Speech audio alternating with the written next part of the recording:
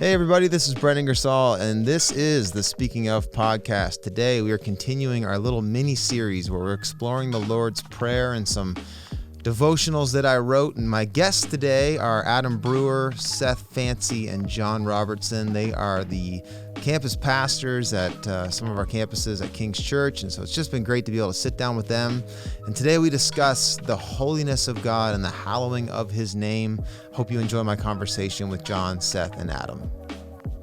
Remotely today, the lead pastors of King's Church, Halifax and Charlottetown and West St. John. So it's Adam Brewer, Seth Fancy, John Robertson. Good to have you guys on the pod today. Welcome. Welcome. Yeah, it's good. It's good to be here. Yes. Back from hunting. Yeah, excellent. You guys are out hunting and shooting stuff. Yeah, having some fun. Yeah, Adam, Yeah, it's been good. shooting Blue Jays and No. shooting Blue Jays and Cardinal. We got lots here, man. Imagine. Danger moons, Yeah, the old moons. gray herrings, Yeah, I know. all the endangered birds. All the endangered birds, yeah, like bald eagles and stuff. Yeah. Imagine. I'm a redneck, but not that bad. not that red, huh? Not that red, no. I keep trying to see if I can get canceled.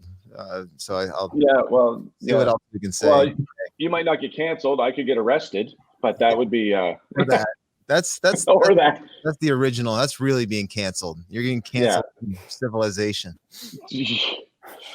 Yeah. All right, guys. Well, we've been doing a series on the podcast of just conversations around a series of devotionals I did on the Lord's Prayer, and we are continuing that today. I think this is installment 4, and we want to talk about the "Hallowed be Thy name." So I'm gonna read it to us, and you guys have a listen, and our listeners have a listen, and then we'll just have a little discussion about it. So here we go. This is "Hallowed be Thy name." I'm no rocket scientist, and I don't know a whole lot about launching rockets into space, but I do know that the further the distance that an object has to travel, the more precise the coordinates have to be. Elon Musk and the fine folks at SpaceX spend massive amounts of time, energy, and money to make sure their rockets are properly established, aimed, and aligned.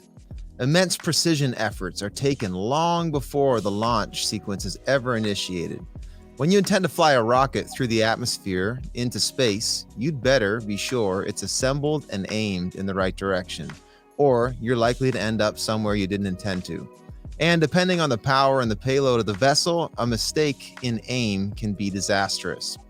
I use this little analogy because it can help us understand what Jesus is doing with the prayer directives he gave his disciples the day they'd asked him about prayer. He said, when you pray, pray like this: Our Father in heaven, hallowed be your name. This one sentence of prayer, when truly engaged, has the power to accurately and precisely frame not only the rest of the flow of the Lord's Prayer, but the entire trajectory of our lives. In the opening sentence of the prayer, Jesus builds us a theological framework. He causes us to, when we pray, first think of God's goodness, his fatherness, then his nearness, that he's in heaven, and that it's a present reality. And now he points us toward his holiness. Hallowed be your name. Why does Jesus call us to pray toward the hallowing, the reverence, the holiness of his name, or who he is? First, when we say, hallowed be your name, it speaks to foundations. This prayer serves us as a foundational reminder that God is holy. Hallowed be, as in it is holy. He is holy, aka we must recognize his holiness. When you pray, don't make the all too easy, all too human mistake of interpreting his love, goodness, and nearness as something common. According to Jesus, there's nothing normal, average, or common about this God to whom we pray. He's holy, other, set apart, in a category alone. Holy is the word we use when there are no words to describe who he is. Holy speaks of awe-inspiring grandeur. Holy speaks of a mind-blowing intelligence, heart-melting goodness, hell-shaking righteousness, evil-destroying justice, darkness-destroying light. He is holy. When we call to mind God's holiness, it grounds us in the fact that our God is greater, bigger, better, smarter, richer, more capable, and more loving than you can ever imagine. Stretch your imagination to its limits. The truth of who God is stretches infinitely farther than the reach of your wildest dreams. He is holy. Ground yourself in God's holiness, and you will not be overcome. Second, when we say, "Hallowed be your name," it speaks to intentions. If God's holiness is the starting point, it is also the finish line. This prayer serves to remind us that not only God is holy, but he deserves to be hallowed now and forevermore. Jesus is calling us to live a life toward the worship of God and the forever increase of his praise. This is at the heart of the term hallowed be. This prayer is a specific coordinate for your life that aims us into the eternal hallowing of his great name. God is holy all by himself. He doesn't need us to make his name any holier by our hallowing. Jesus doesn't point us toward a life of worship to God to do God any favors. It's for us. This prayer is about establishing our lives in the right, eternal, forever trajectory, one that brings God glory and subsequently brings us full and eternal life. The Westminster Catechism states that the chief end of man is to glorify God and enjoy him forever. In other words, life, fulfillment, and forever enjoyment comes through the forever pursuit of the glory of God. Not only does Jesus invite us to ground ourselves in God's holiness, but also aim ourselves at it. God himself, his holiness, his omnipotence, omniscience, omnipresence are the starting point and the finish line for our lives. If we get the starting point and the finish line right, no matter what comes in between, we will end up in the right place. Hebrews 12, 1-3 speaks of this same idea that we are to both begin and end with Jesus in mind, grounded in his goodness and greatness and aimed at his glory. It says, "Let us run with endurance the race that is set before us, fixing our eyes on Jesus, the author and perfecter," or the beginning and the finisher of our faith. When you pray, pray from a realization of his goodness and glory. And when you pray, pray toward and ultimately live toward his goodness and glory. If you can start from his holiness and strive for his hallowing, no matter what comes between the beginning and the end, you cannot miss. Pray and live this day grounded in his greatness and goodness and aim toward his glory, and you will find a holy, near, good God who is with you on the ground and will be with you and go before you every step you take all the way out of this world. Hallowed be your name. Gentlemen, what stood out to you in that devotional before we jump into any loaded questions? What resonated the most? You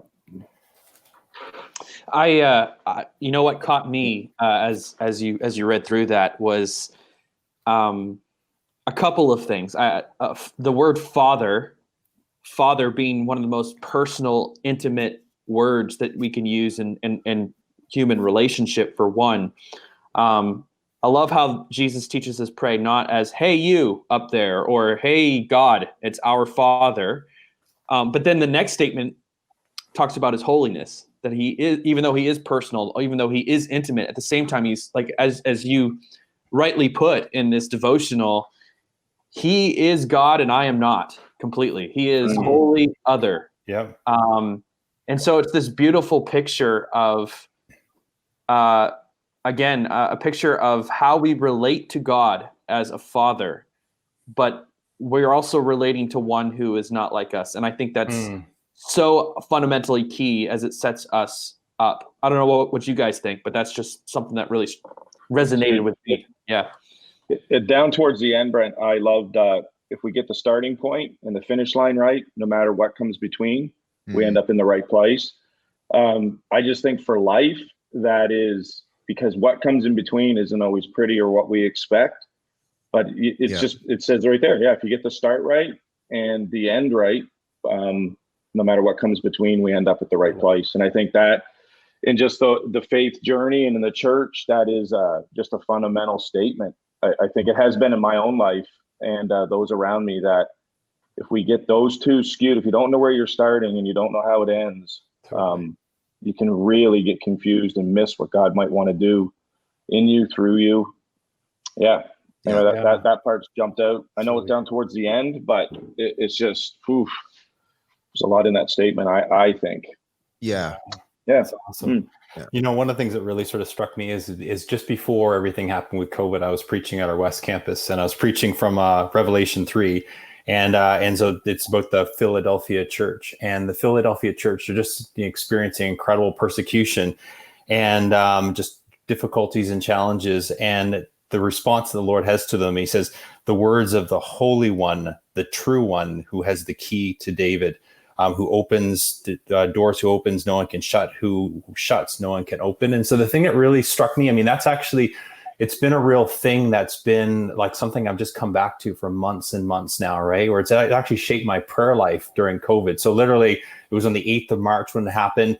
Days later, all of our services were shut down. And I was just, it's been like something I've come back to. It's like, man, you are like the holy, true one. Like what door you open, no one can close.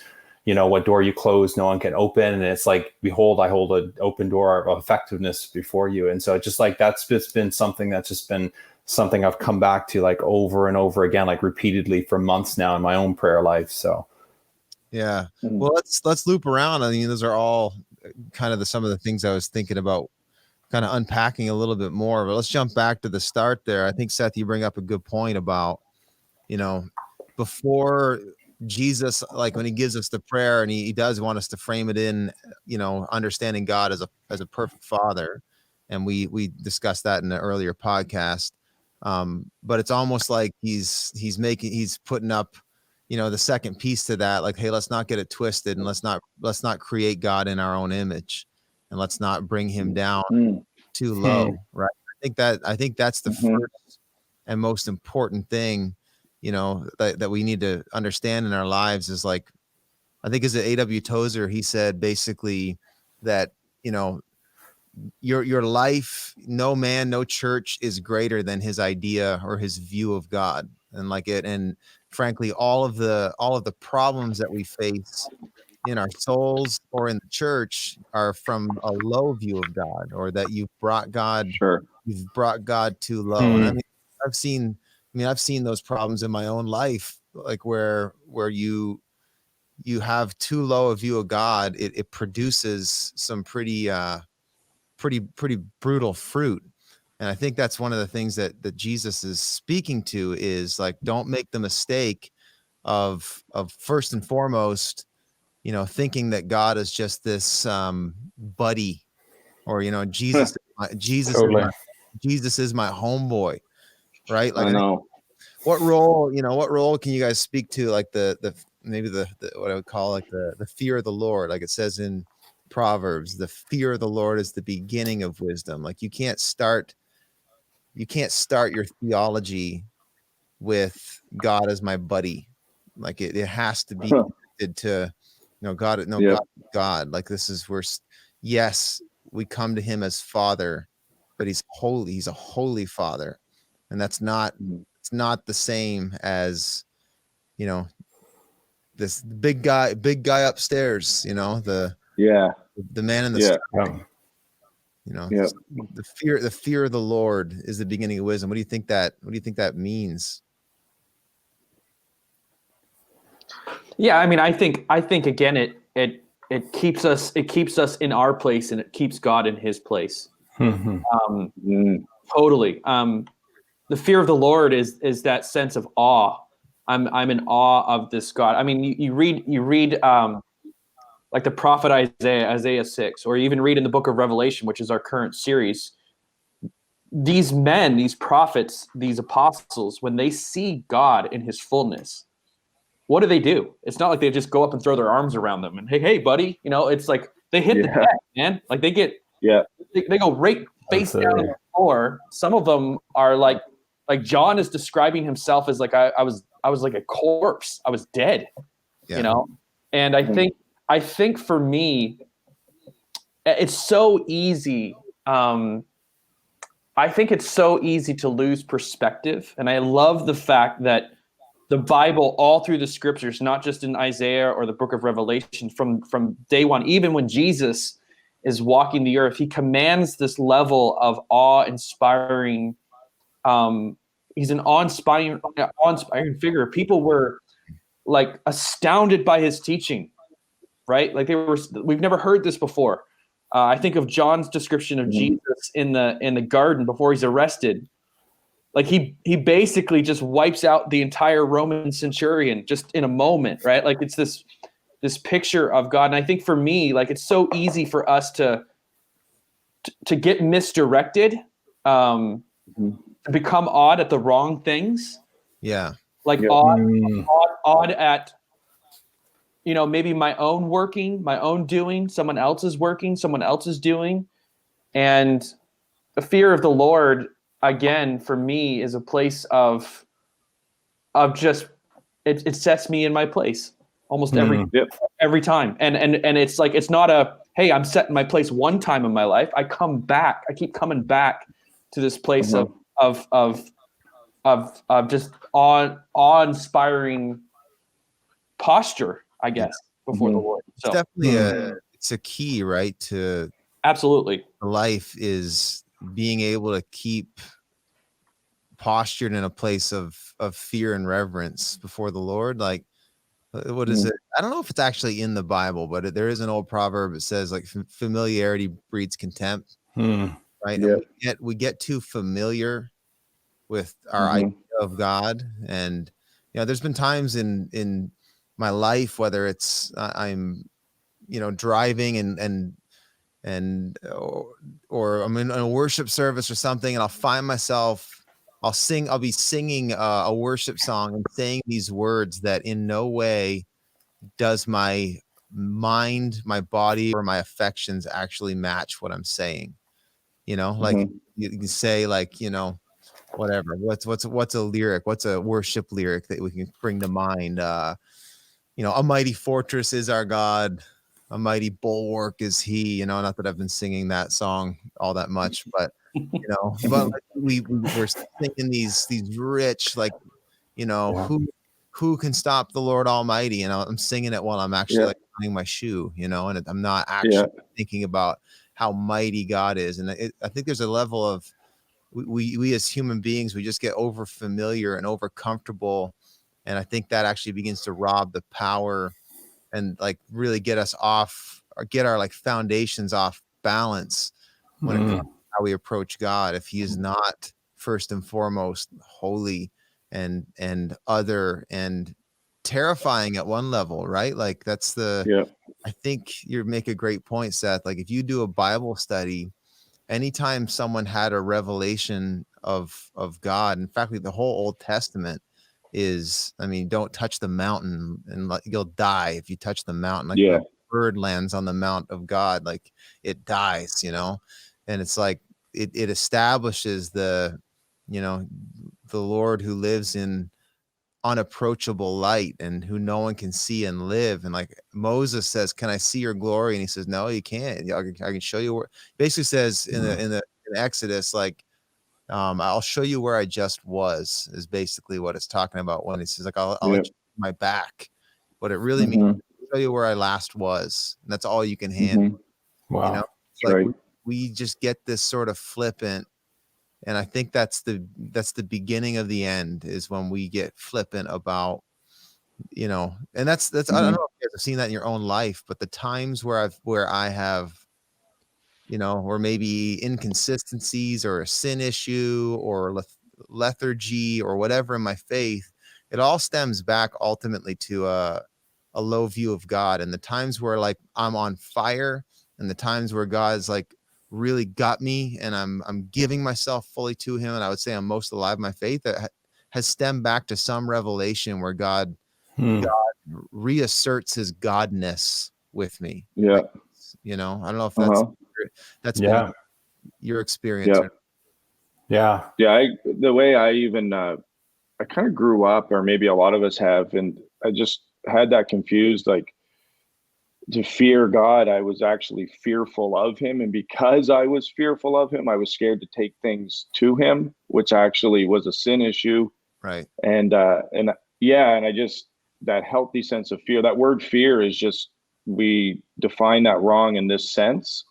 And I feel that even in the church, and I see new people coming, that there is a fear of God that is an unhealthy sense. And I love in that devotional you gave, Brent, it clarifies that, like, he is holy, and to go before him. Yeah, I do want to fear the consequences of my sin, but in his love and his grace, that healthy sense of fear is transforming, not condemning.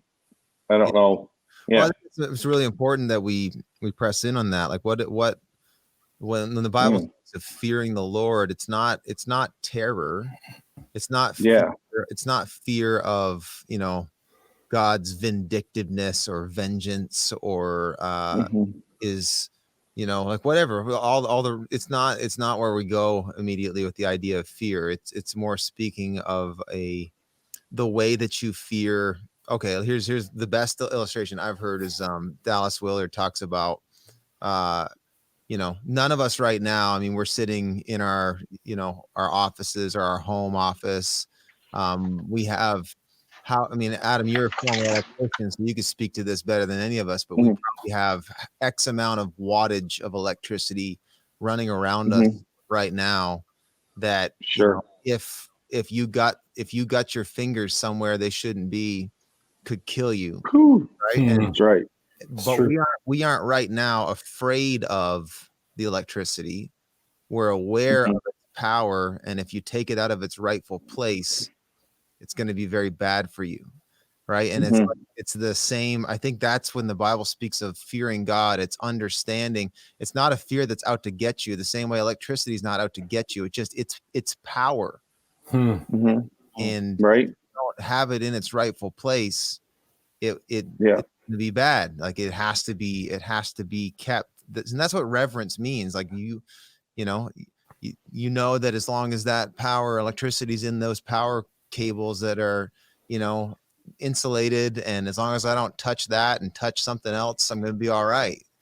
But you have a healthy level of respect for it. Like it's like that can kill me. And if we lose that, it's dangerous. Yeah, that's really good when you were saying about touching the wires and touching something else. Man, I don't know, maybe this isn't even in context, but it just reminded me to think that, because that is true. And in electrical, if you're grabbing a live wire and you don't ground yourself, you're okay. I seen my crazy father-in-law do it, and his wife would kill him if he knew he did. But it was actually here at the church. It was that when he was wiring the church, he grabbed 600 volt, 800 amp entrance wire with his bare hands live. Wow. And he was teaching the guys, like, hey, it won't hurt you unless you do something dumb. And I think, man, that's good, where a lot of us want to tap into the power of Jesus and God, but we also want still the sin in our life. And that's where I think that's where a fear could come from, because not living right, but wanting all the power. Anyway, maybe a little out of context, but it just made me think that that's a good illustration where when you're tapping into the power of God, that is a sacred, holy thing. And it needs to be used correctly. I don't know if I think that makes sense, but it makes me think, Adam, like one of the things I think about as you're sharing that, Adam, is just it's to do with a lot of like the orientation of the believer in their lives. And it's like a ship with its, orienting itself correctly toward wind and the currents and so on. And if you're like oriented in the wrong way, it can be disaster. But if you're oriented in the right way, it's huge, And I've just been thinking, like, Brent, as you were reading that devotional, like I was thinking of Acts chapter 4. And so Peter's like standing up before the council of Jerusalem, and his big response is like, hey, there's no other name under heaven given to men by which we must be saved. And so he's like authenticating, and he's orienting, and he's pushing people's attention toward Jesus and the Lord himself and his holiness. And I just find myself, like, even more and more in my own kind of like devotional life, just going back to the rhythm of like, Lord, I want you to cleanse my mind of all of the challenges and the difficulties and the stuff that I've seen and been exposed to in my life. Cleanse my mind before you. And then I just afresh consecrate myself, which is a word we don't use very much right now, but it's kind of like I lay before my life, I orient myself toward this holy name. And it just brings like incredible like stability in my own personal life. I mean, we've just seen incredible turbulence over the last just few months. And just not being able to have answers even like a week in advance. but yet that constant kind of orientation, it just brings a stability and a strength to the believer that, and I find myself, it just puts me in a place where I'm like focusing on the right things. And it, it's kind of giving me a way of thinking and addressing life in general, just all of the bits of it, that actually gives me an orientation where there's health and there's stability and there's like a rhythm that's kind of built around it. So I think those are all really key things and what you guys have been sharing. What does it look like? Let's unpack that a little bit, as we kind of turn third base here. Like, what does it look like to ground ourselves, orient ourselves in the appropriate way, like before the fear, like with the fear of God? Like, where does that start? I think, I'm thinking of that scripture, maybe it's 2 Corinthians 10. It's 2 Corinthians 10 where it says, the Lord has given us, we don't wage war as the world does, but that we have weapons that can tear down what is it? Tear down like strongholds, or tear down Strongholds. I don't know if that's the word, but that basically where I'm trying to get is that blocks the knowledge of God, that obstructs the knowledge of God. And like, I think the first thing we've got to, like, if we're doing a checklist, on how to live your life unto the glory of God, the first thing is kind of removing anything that's hindering the best vision, the clearest vision of who God is in your mind and your spirit. Like that, you've removed false gods, you've reset maybe I'm thinking too casually about God, maybe I've created him in my own image, maybe I've placed something else of greater, I've put something of lesser value before him instead. I've made whatever, some substance my God, or I've made success my God, or somebody my God, or something. It's removing idols. I think is maybe the first thing we do. And then I think once we get a clear vision of God, the appropriate response is humility. It's being humbled. I think groundedness becomes easy the moment that we see, like, we get a glimpse of his glory, it's not something we have to manufacture. When Peter realized that who Jesus was in his boat, his reaction was, I need to get away from you. You're the Messiah. I have no business being in your presence. When Isaiah finally, when he saw the Lord, his reaction was, woe is me. He said, he fell down and says, woe is me. I am dead. I'm undone. I'm a man of unclean lips. I've said and done things. I'm messed. I'm not pure. I'm not holy. I think when we get that vision, the fresh vision of God, it undoes us. It brings us low. And I think that's so key in this. What are some ways, I guess I'd kick this to you guys. What are some ways that we can, get a clearer glimpse of who God is in such a way that it keeps us low, it keeps us humble? What are some tricks for you guys that, when your faith's getting too casual, or your vision of God is getting too trite? What are some handles for you that kind of gets the mist out of your eyes and lets you for who he is, and it kicks your butt a little bit and it causes you to repent and humble yourself? I'm a very visual type guy. And Brent, you would even know that, like, and a lot of us may have a hard time like reading and focusing, and just with ADD maybe.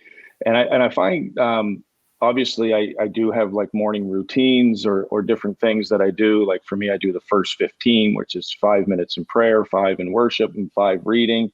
And those things obviously keep, it's a good way to start my day. But I find God sometimes shows up visually, or does not like visually, but things happen. Just even an example for me, I'm West Side campus pastor, and I'm a worrier, controller per se sometimes, and find God just shows up, like we're like this building or that building or rents. And just funny story, last Sunday I drove by a location on the west side, a different one that I just like, hey God, what are you doing? And it's big. And I walked around it and prayed.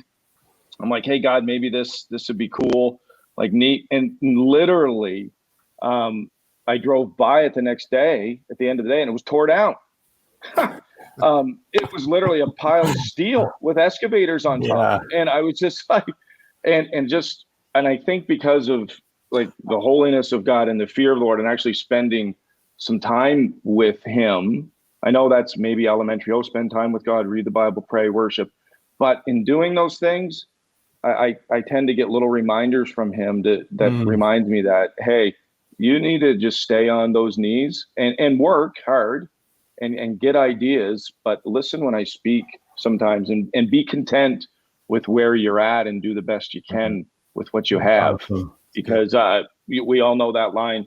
I think Shola spoken to Brent, I think it was a few years ago, one of our board members here. He says, everything you need to do what you need to do, you already have. And that is just kind of stuck with me. And we walk outside of that a lot. I do. I always want more, or if I had this, or if I had this. And sometimes a big pile of steel over something I prayed for in excitement reminds me of who I really am and who he is.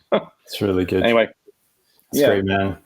You know, one of the things I learned from you, Brent, in this that really just came to attention over the last few years has been the importance of building in like a rhythm in your life that actually gives life and puts you in a place of like before the Lord. So if you ask me today, like, what does my week look like? You know, I can actually tell you like day by day. It's like Mondays, hey, I do this, and Tuesdays I do this, and Fridays I do this, and I can kind of walk you through a rhythm. And I just find that for me is like one of the most life-giving things, and one of the most difficult things of COVID has been like kind of like the loss of that rhythm and trying to rediscover that as well. But I just find for me, it's an essential thing, is just really just developing a rhythm that forces me to puts me before the Lord. And we, a second thing that's been huge too, has been like the whole principle of like fasting on a regular basis. And that can be food, you know, like on Mondays, you know, I kind of go through and I've got like my to-do list and so on, but I try to leave it fairly free of meetings, and I'm just organizing for the week, and I'm fasting my meals and praying during those meal times. And I just find that just such a fantastic kind of start to the week and orientation. But in general, like doing like our 3-week fast, 21-day fast, I found them so helpful, and particularly like just taking a few weeks and completely fasting off of media. And even doing like food things. I find that when my orientation toward the Lord starts sliding, they're like by far the best thing. And I come out of those like way stronger, much better orientation. And then even like, you know, like I just did one recently where I went and I've got like a list of things, and it's like, hey, this is how I'm going to orient the rhythms of my week to be able to just have a life that's more living in the fear of the Lord. So, you know, I just found those, even in the last few years, those have been really essential things for me. Yeah, John, that's good. Those rhythms are huge. And we preach that all the time, Pastor Brett, like just you do.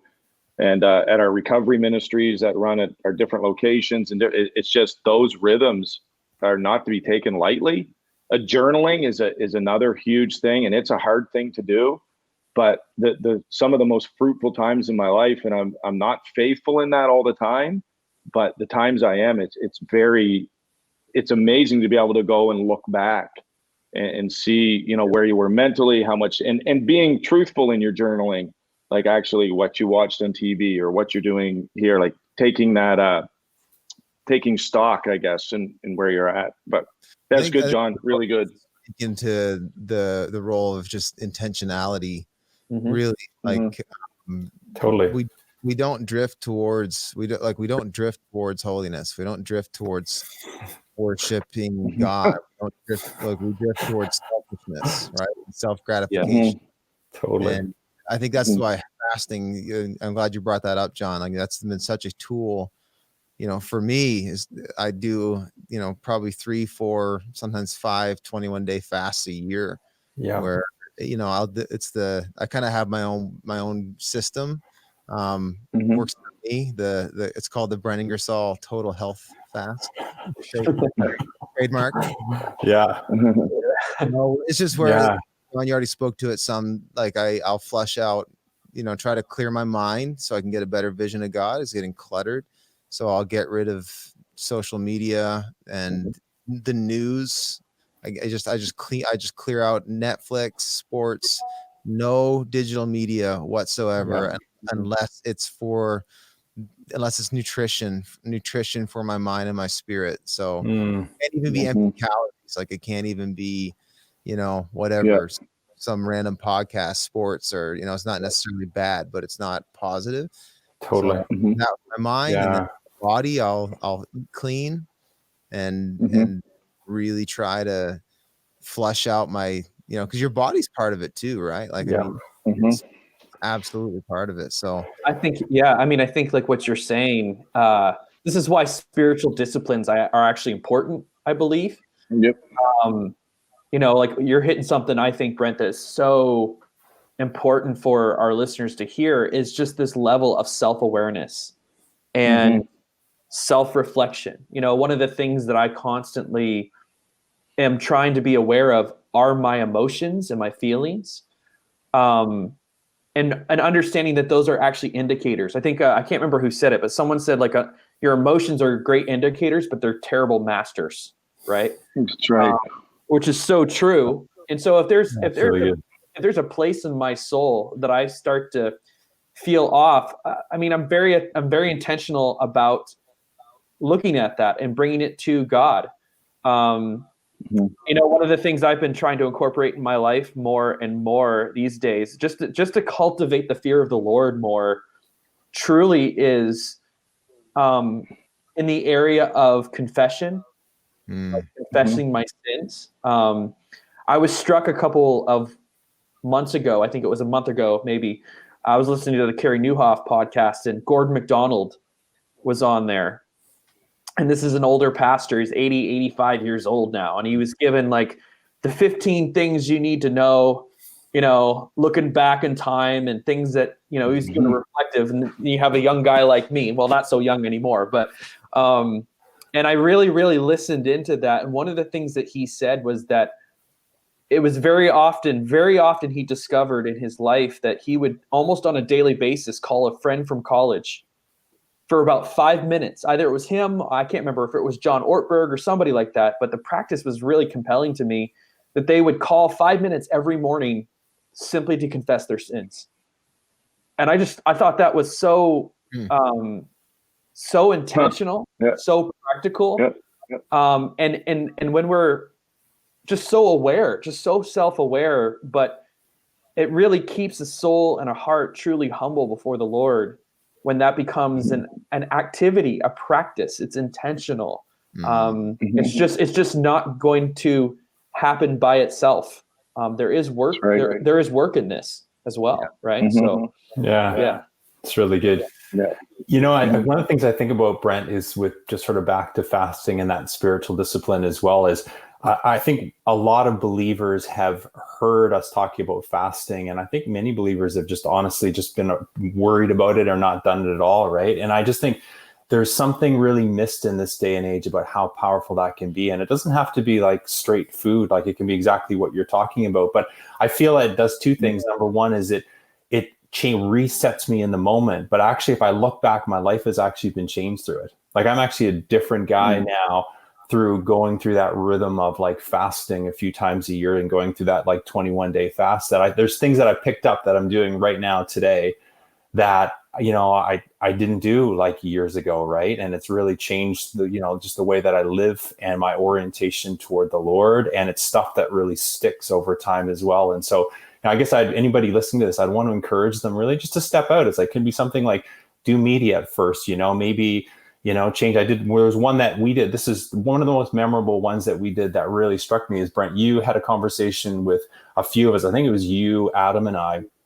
It was in September, end of August, September, just before COVID. So this would have been 2019. And we're just an offhand conversation. And you were saying, man, I'm just feeling the weight of the season that we're walking into. And I'm going to do my own 21-day fast. And as soon as you said that, just something dropped in my spirit. I'm like, I'm doing that too. And I made some adjustments during that time that like, honestly, has completely changed my life in a ton of different ways. And so, just a really important, like the rhythm of that and the invitation of that rhythm as well into people's lives. Yeah. That's great. I love, go ahead, Brent. So I was just saying, I've had to do it a couple times throughout COVID, and I feel like I'm due again, honestly. Like, just got to keep being aware of your body, aware of your spirit, your mind, your thinking, and being aware of even some of the fruit, right? Like, if you're, Yeah. what are some of the dashboard indicators in your life to know that, hey, probably not seeing God maybe in his rightful place, and I'm probably putting myself in a wrong place. And we should all have some of those indicators again that kind of grounds us. Mm-hmm. And I think fasting and disciplines are a huge component. Like, that really those are the mechanisms, honestly, that continue to shape our minds and our frankly our hearts. Disciplines shape our loves, is what they do. They reform our appetites. So go ahead. I love just wrapping back around a little bit with Seth, the unconfessed sin and the repentance. That is something that for me in my life, like, I go down a dark path when I go a long time without confessing or actually talking real about the sins in my life and mixing that. That was good, Seth, where people, like the guy was saying, he calls every morning and they just start off on that foot. Awesome. Because it is, I don't know, just being even a pastor in this role, sometimes because you're doing work or studying, or even a believer that's faithful in devotions, journaling, serving, it's easy to kind of just say, hey, it's normal. It's just part of my life. We do make mistakes, we sin, but that actually confessing of that is freedom. I was talking to a psychiatrist a while ago, a friend of mine, Dr. Botha, he goes to our church, and I get frustrated very easily, and trying to get rid of frustration. And he said to me, he says, frustration is your friend. And you need to look at that as a gauge of where you're at, where instead of getting frustrated with the frustration, to actually look and say, okay, I'm frustrated. This is a gift and a gauge to see where I'm really at. Mm-hmm. And typically it always comes down to something I need to talk about. Maybe it's with the boss here at work, where I just feel uneasy, that can be cleaned out, or it could be something in my life that is just not healthy. So I find if I look at that frustration in my life and treat that as a friend, that's a rhythm that has been very effective. It's not easy to do, obviously, but instead of trying to look at it as the enemy, as something, it's kind of like a gauge or a thermometer in my life. Yeah. Anyway. I love that, Adam. And like for me, I find one of the biggest things I look to that's a real gauge around just orientation of my life is anxiety. It's like when I feel like a sort of perpetual sense of like anxiety raising up in my life, anxiety kind of coupled with like like a hurried soul. I find those two things are really big indicators to me. It's like, no, man, I need to spend another like 21 days or so before the Lord. I need to cut some stuff out. And I find even like, it's easy to get in. I'll give you an example. It's easy to get into a rhythm where it's like 9:00 at night, you've had a long day, you're sitting down with your wife. It's like, let's put on the news or let's put on Netflix or something like that. But I find even like setting that aside, I just find that there's been a very significant difference in just like my own heart, like just being settled before the Lord and just feeling a sense of like drop in anxiety, a raise in lordship and in my orientation toward him. And just like a rhythm kind of restoring. I guess the opposite of hurried is like rhythm, right? And it's not like we don't have tons of things to do, and sometimes it's often long days, but it's that kind of like that unhurried sort of rhythm of the day and that settledness in our hearts. So I find those are a couple of things on my own dashboard. Back to your question, Brent. Yeah, super good. Well, just in conclusion, we really spent.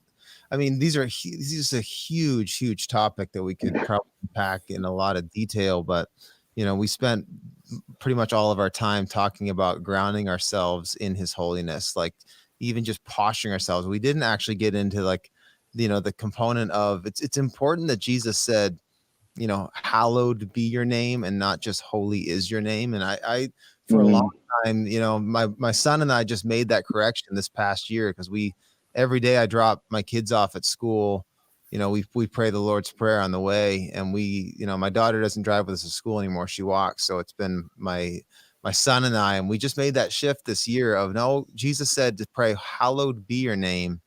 And I was praying, holy is your name, but I think he said, hallowed be your name, to call us toward contributing to the hallowing of his name. And I think that's actually important. It's not just an awareness of his holiness, it's activity. It's calling us to the activity of, does my life glorify God? Like, does what I did this day just add to the esteem and the notoriety and the glory? I mean, again, in such a small infinitesimal way, because like God is perfectly holy. He doesn't need us to build him up, but it does call us toward, like, we need to aim our lives and intentions toward, like, do we bring reverence? Do we actually bring reverence? Do we bring hallowing to his name? Does that make sense? Yes, it does.